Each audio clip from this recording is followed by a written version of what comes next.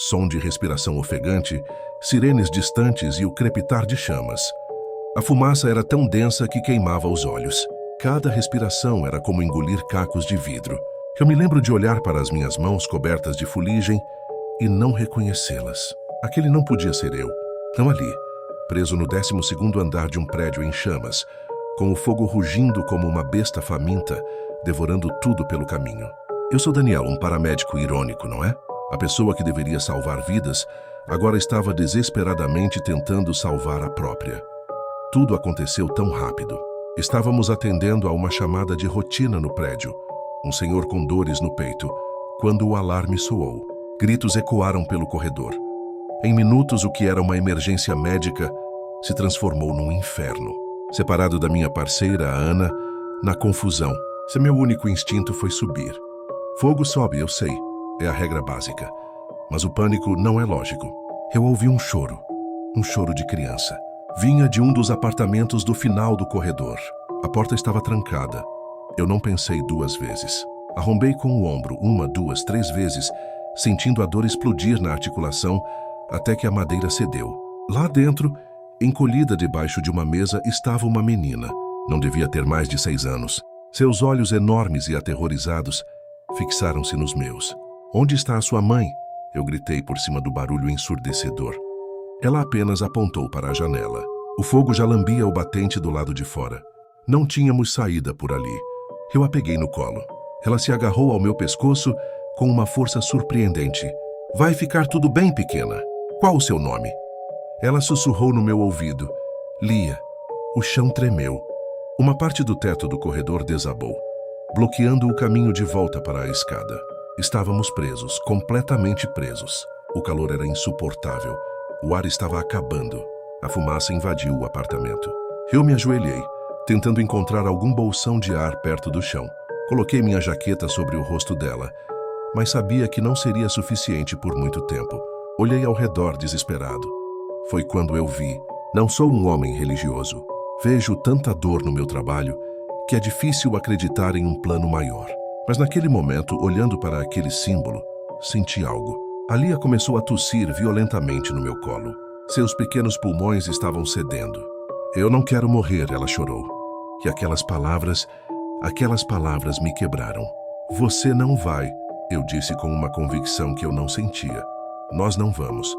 Fechei os meus olhos, o rosto da Lia contra o meu peito, e pela primeira vez em anos eu rezei. Não com palavras, mas com um grito silencioso da minha alma.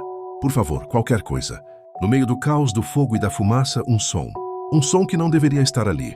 Não era o fogo, não era o prédio desabando. Era uma melodia suave, como uma canção de ninar. Vinha da parede. A parede onde estava o crucifixo. A Lia parou de tossir e levantou a cabeça. "Você ouviu?" Ela sussurrou a voz fraca. Eu ouvi. O gesso ao redor do crucifixo começou a rachar.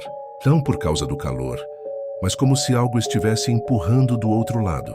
Poeira caiu e uma fissura se abriu, depois outra. A melodia ficou mais alta.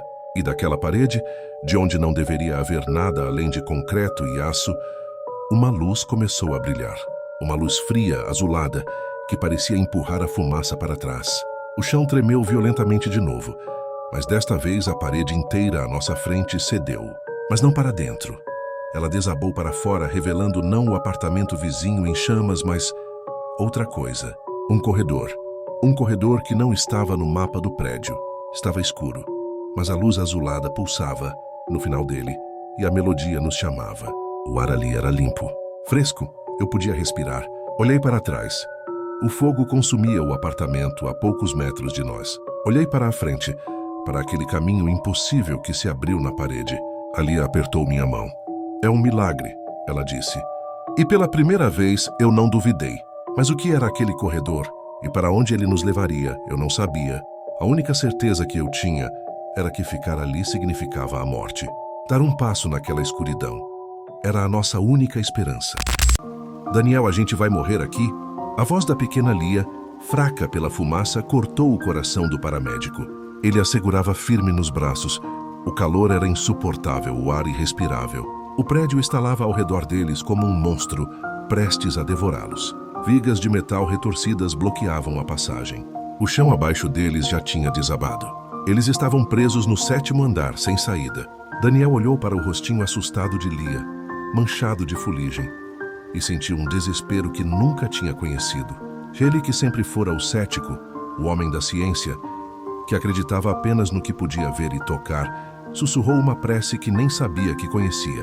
Deus, se o Senhor existe, nos salve. E então aconteceu. No meio da fumaça densa e alaranjada, uma luz começou a brilhar. Não era a luz do fogo.